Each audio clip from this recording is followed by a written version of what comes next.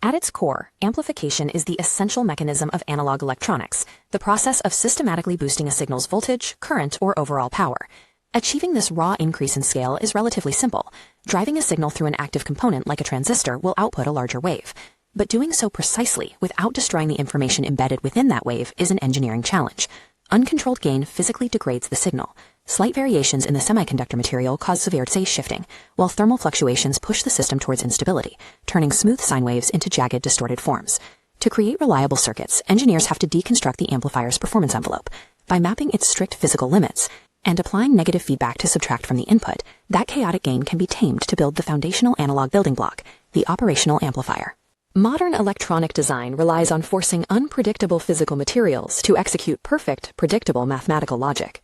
To analyze how an amplifier behaves, we treat it as a two-port network.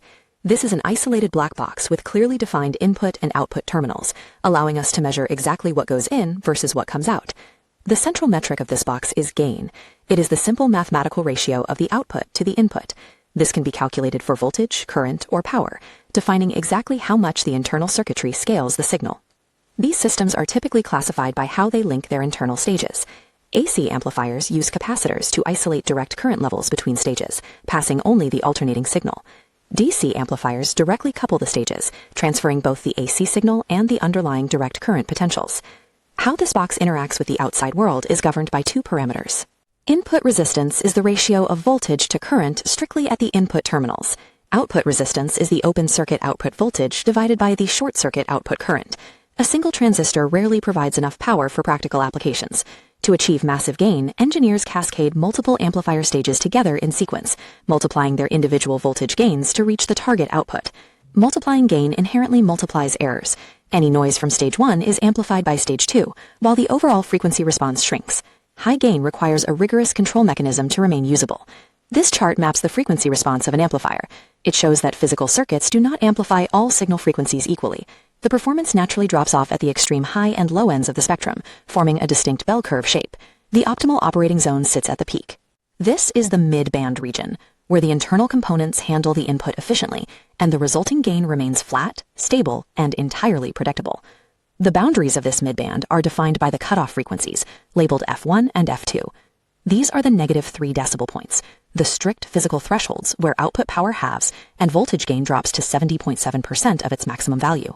The bandwidth of the amplifier is the strict mathematical difference between the upper F2 boundary and the lower F1 boundary. If a signal contains frequencies that fall outside this bandwidth, the amplifier will fail to process them equally, distorting the output.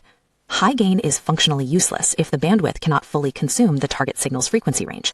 The physical mechanics of single-stage transistor amplifiers naturally invert the signal they process, introducing a 180-degree phase shift between the input and the output. This block diagram shows how engineers control that output using a feedback loop. A specific proportion of the output voltage is captured and routed through a parallel feedback network to mix directly with the incoming signal. If that feedback loop adds another 180-degree shift, the return signal perfectly aligns with the input. This 360-degree total shift creates positive feedback.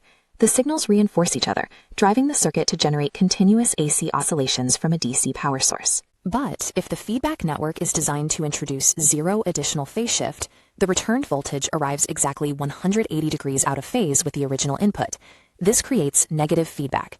Because the phases are opposed, the returned voltage actively subtracts from the original input signal. This deliberate collision drastically crushes the overall closed-loop gain of the entire system. Giving up raw voltage gain is an optimal engineering trade.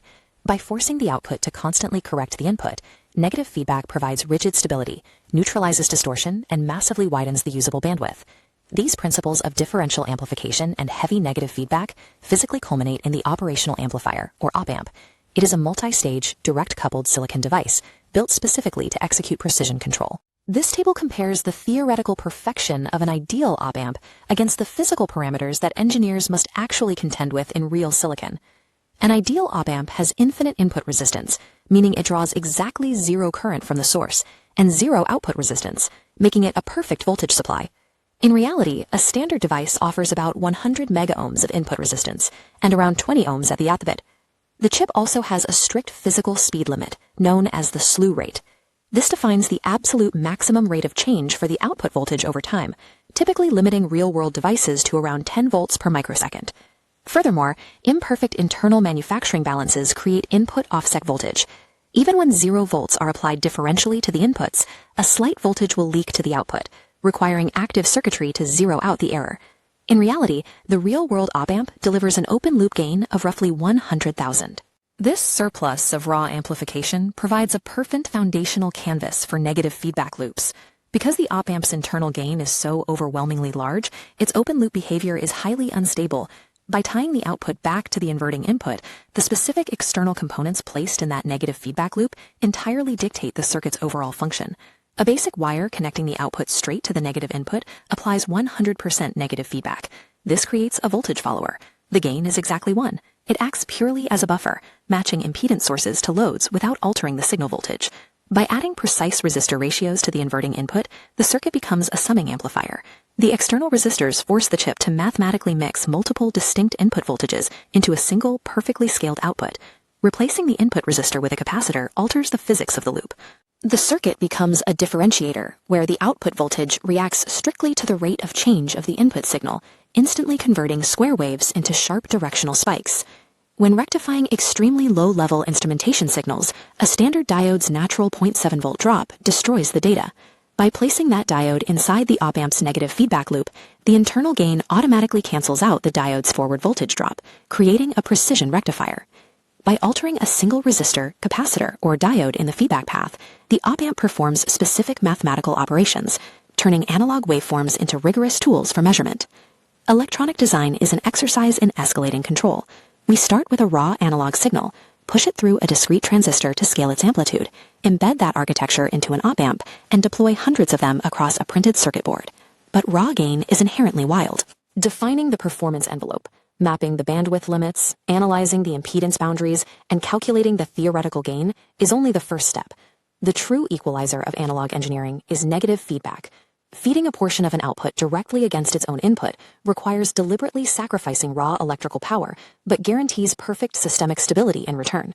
By isolating the physical limits of real-world materials and aggressively applying the mathematical laws of feedback, engineers utilize operational amplifiers to impose strict, flawless logic onto an inherently chaotic physical world.